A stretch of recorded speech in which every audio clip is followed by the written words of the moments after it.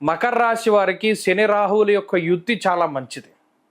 ఎందుకంటే ఏలినాటి శని పూర్తి స్థాయిలో వెళ్ళిపోయిన తర్వాత అటు తృతీయ స్థానమందు శని యోగిస్తూ ఉండడం, రెండవ స్థానంలోకి రాహువు వస్తూ అటు రాహువు యొక్క బలం కూడా పెరుగుతూ ఉండేటువంటి పరిస్థితుల్లో మకర రాశి వారికి ఇది ఒక గొప్ప అవకాశాన్ని ఇస్తుంది.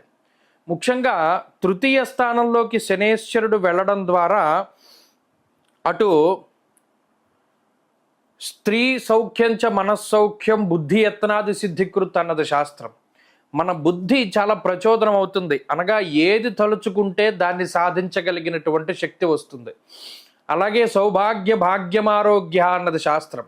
ఈ యుతి జరిగిన తర్వాత ఏదైతే 53 రోజుల యుతి ఉన్నదో, ఈ జరుగుతూ ఉన్న రోజులు ఇది జరిగిన తర్వాత మకర రాశి వారే విపరీతంగా లాభపడతారు. ఇందులో ఏమాత్రం సందేహం లేదు.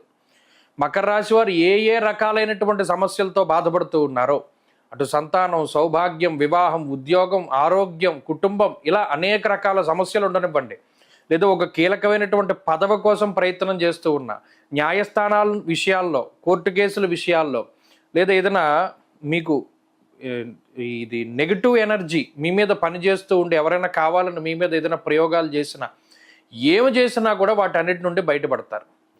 పటాపంచలు అయిపోతుంది ఈ మకర రాశి వారికి ఉండేటువంటి ఇబ్బందులు అనేటువంటి అన్నీ కూడా.